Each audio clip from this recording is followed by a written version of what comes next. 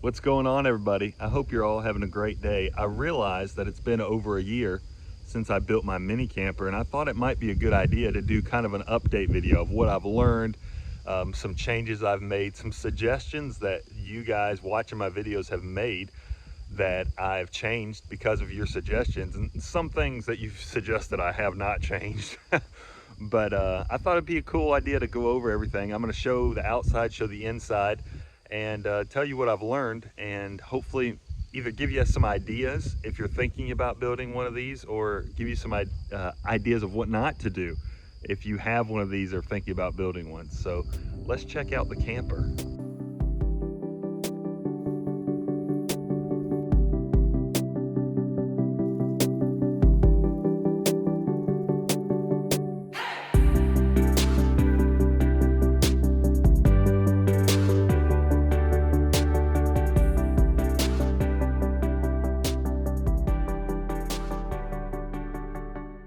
All right, guys, so here's the camper, and the first thing I want to tell you about that I added is this compartment up on the front. So inside this compartment, I built a water storage system, and I can also store things in here.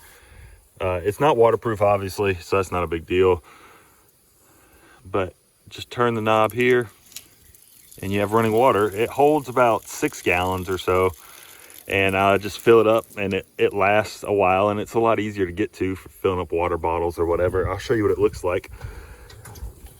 I built this top and put it on hinges so it'll open and close, and then there's my little facility. In there wrapped up is spare bearings and a whole wheel hub assembly for the trailer in case I blow it out. This is a pump so I can get fuel out of my extra little storage gas tank here. So I'm going to show you or tell you something I learned. I was on some really rough roads in New Mexico, and some of my welds broke. What broke though was on the trailer. The welds that attached the trailer to the tongue broke, and I had one weld holding it when I found it, and I was on some really rough stuff, so that's kind of to be expected, I guess, because of how rough it was. So what I did was I put a joist in here and shored it back up. I went by a little welding shop out in the middle of New Mexico, and he welded me back up here and welded me back up here, and then underneath and shored it all up. So this whole stand is now, or I say stand, this water storage compartment on the front of my camper is now an additional strength point on the trailer too. A secondary reason I built this thing was to improve the gas mileage on the camper. It improved it 1 to 2 miles per gallon, which isn't a lot, but on a trip across the country, you know, that could be $100 or more. And you can see it put like a little wedge on the top, so when the air comes off the camper, it doesn't just comes off my truck, it doesn't just slam into a flat wall there. So before, I only had about 1 to 2 inches of clearance between the fender and the tire. So I lifted the camper, and the way I did that was flip the axle. It was a pretty easy process. It worked well. It's given me a lot more ground clearance, because some of the places I go, I can't even describe to you how rough these roads are. I mean, just absolutely horrible. One thing that I did learn that happened to me another time out in New Mexico was a lot of these trailers, I'll show you.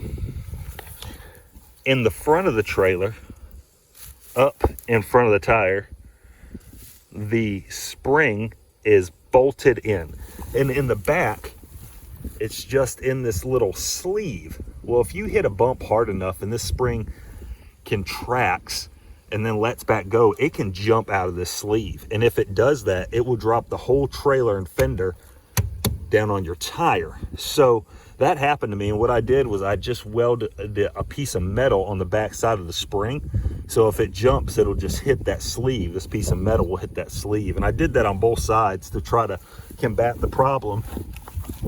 What happened was it dropped this whole trailer, this fender, down on my tire, and was cutting a hole, or cutting a ring into the tire. I looked back behind the camper, and there was smoke, and I had to stop and take one of my spares off and put it on just to be safe, but no harm, no foul. We fixed that up. That's no problem. Another thing that was suggested that I've done was people suggested that I put a back jack on the camper for when it's not hooked to the truck. Now, previously the camper was kind of back heavy, and I fixed that because of my water jug in the front and this extra, or my water storage in the front and this extra container. But right here you can see bolted along the top is this piece of metal, and all I do is I take off this bolt, turn those bolts around and put them through this hole and this hole, and I have a stand that goes down in the back, and it's adjustable because all these holes. So literally this side, there could be a rock under here this high, or not even be even, and I can put one side down a long ways and the other side up, and there's no problem. It works perfectly, and it's really easy. Like I said, you just undo those 2 bolts, turn the bolts around down here, and bolt it in. It takes about a minute, and it works really, really well. You can see I have them on both sides here, and the hole again right here. I pull that bolt, put it through here and here, bolt it up, no problem. Now, another thing that happened, this is again in New Mexico. This camper has been across the country 3 or 4 times now. It's been to New Mexico like 3 times though. So what happened was I had this cool step, and what happened was that step would just slide free from these hinges that were built, and I lost this whole step on a middle of nowhere road going through some BLM land out in New Mexico. So I came home and I built a new step, and I welded this piece of 1 inch or 1.5 inch tubing here, and that way the step won't slide. And a lot of people were telling me that they were worried that somebody would close this when I was inside of it and would lock me in. So what I do now is I have these locks here. Let me show you on this side. I have these locks here, and I run this lock like this through my hole here, and I lock it in place, and that way even if someone were to lift it up, they wouldn't be able to lock me in right there. And these locks double when this is up and closed. Even though it's closed with this little spring holder here that goes through like that, I'll take and put the lock through the chain like that. So what I'll do is I'll lock it like this, and then even if this were to come open, the chain will still hold it like that, whether somebody wants to screw around and mess with the camper when I'm not there, or if just something crazy happens and somehow that jumps out of that, there's no problem, and it'll still stay closed. So that was a kind of neat suggestion that somebody made, I don't know, a year or 2 ago about the camper, and I added that on there, and it's worked well. So another thing about this bigger step that I put on the back is it doubles for all kinds of stuff. You can definitely sit on it because it's wide. It's a real wide step, but you can sit on it if you're in camp. You can use it for setting your boots on it at night. I've done that. I've used it for all kinds of stuff, but it works really well. And if you have these back legs down, or if it's hooked to the truck, you don't have to worry about it falling back or anything. And honestly, with the new weight on the front from the water and the gas tank up there, there's no issues. It does really well, and it's really nice on something this small to have something that doubles. You know, it works well for a step, but also works well for something else. Another thing I added were these big LED light strips. You can see them here, and those are synced up with my blinkers. I did notice when I left today that I've had some issues with this one, with the wiring in this one, and so right now only the other side is working, but I can fix that up, no problem. I just discovered it today though, but it makes the back of the camper pop, and that's one thing I get worried about is rear-ended. You know, I have brake lights on each side, and these, I've had some people call them lightsabers. These lightsabers on both sides are bright. If I hit the brakes and I get rear-ended, I mean, I was going to get rear-ended no matter what if that happens. I mean, they are incredibly bright. They make it really easy to see me in the dark, and that's the name of the game, is safety. Now in South Carolina, you do not have to have a license plate on trailers. I added the permanent plate just to avoid issues in other states. So if I'm driving through somewhere that requires a license plate on a trailer, I don't get pulled over even though I'm not doing anything wrong in my state. It was just easier to avoid problems by putting a license plate on here. I have also painted the camper, The painted the door, I painted the whole camper. There's always something that can be upgraded, and it's held up really well. It looks great, it works great, I love it. One other question I've gotten is about heat and air. I don't use this thing in the summertime because I don't like sweating, and I'm not going to carry a generator. I know I could, I'm not going to. I've also had people mention about fans up on top or skylights on top. Here's the thing. I know I could put something up there, a fan or a skylight or whatever up there on top, and it would seal and it would work. However, I'm telling you, I go in some rough places, and eventually that thing is going to leak if I put in a fan or a skylight or whatever. It's just how it is. I mean, $500,000 houses with skylights leak, okay? So that's why I'm not doing it. I'm not taking a chance. This thing is watertight. It does not leak a drop and does great. And I've slept in it in some nasty stuff. It does so well, and I just don't want to take a chance on messing it up just to put a skylight in there. One other question I've gotten about these tops, these rails right here, that's for my kayak. So I can take this thing, I can put my kayak on top and strap it from these straps down there over the top like that, and I can put my kayak on top and haul this thing down to wherever I want to go, fishing or whatever, and then I have a way to access water. So that's a pretty cool little thing I added. It was super easy. That's just some conduit that I just punched holes through and drilled it and sealed it up on top. So I'm going to show you the inside. The inside is nothing fancy. So I have a daybed mattress here. And then on top of the daybed mattress, I have an egg crate. I have some carpet in here, and I keep a sleeping bag in here. Now, I've stayed in this camper all the way down to 15 degrees, and it's done fine because as long as you have blankets, you don't have anything to worry about. So here's the view from inside. If you're sitting here, you got two windows. The windows go up and down. They go halfway about to here, or they go all the way up. So you can see right here, I have one at halfway and one at all the way up. And no matter how cold it is, I always have them halfway. And I'll have them halfway, and then I'll put the curtain down like this just to get some air in here because it seals up so tight in here. Up here, I have a light. It's just a cheap light that has a little knob that adjusts the brightness. And it's really bright. And I have another one on this end.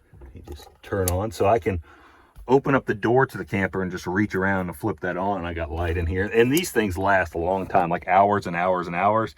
They cost $3 at Harbor Freight. They're not some high-end, like when they break or go out, you just go and buy another one and pop it back up there, because like I said, they're like $3. I have little clotheslines here that I'll hang clothes on or boots on or whatever, and then the same thing up here, bungee cords, where if I just need to stick something up here, I can stick it up there, and it's not really that big a deal. I have these antlers up here kind of as a decoration, but I also hunt, and if I have my gun inside the camper, my rifle, I'll set it up there just to get it out of the way. Right here is where I store my Crocs or something. It's nice to have some Crocs that you can wear, some kind of easy to slip on shoes if you need to go out in the night. So they'll just stick down in that cubby right there. And then back here, I have a little bookshelf. I got some Harry Potter books right there. Got a couple cup holders. Usually, actually, I don't even put drinks in those. I put my phone charger, a portable phone charger, and my phone in the other one. It sits right by my head to wake me up in the morning so I can head out. And then I have some plans for the inside of here. Basically, I just want to start using a Sharpie every time I go anywhere and just write my name, or just write the location and the date and stuff, so I can commemorate all my little trips in my little camper. But this is the inside of it. It measures from this wall to this wall around 40 or 44 inches, which doesn't sound wide, but it's actually way wider than you think it is. I'm definitely not a huge guy, but I'm not a little guy either. And I weigh around 6 foot, 210 pounds, and there's plenty of room for me. And actually, my wife and I have stayed in here before when we were camping. There's enough room for two people if you're all right with cuddling a little bit. So here's one more quick look at the inside. I can't tell you how nice it is to have a real bed when you come back to the truck. It's really comfortable. It's really nice, and it works for exactly what I need it to work for. Well, there it is. That's the camper, and that's how well it's worked for me for this whole year. It's been great. I know some people don't like it, or some people don't think it's going to work well. That's fine. I'm cool with other people not liking my stuff.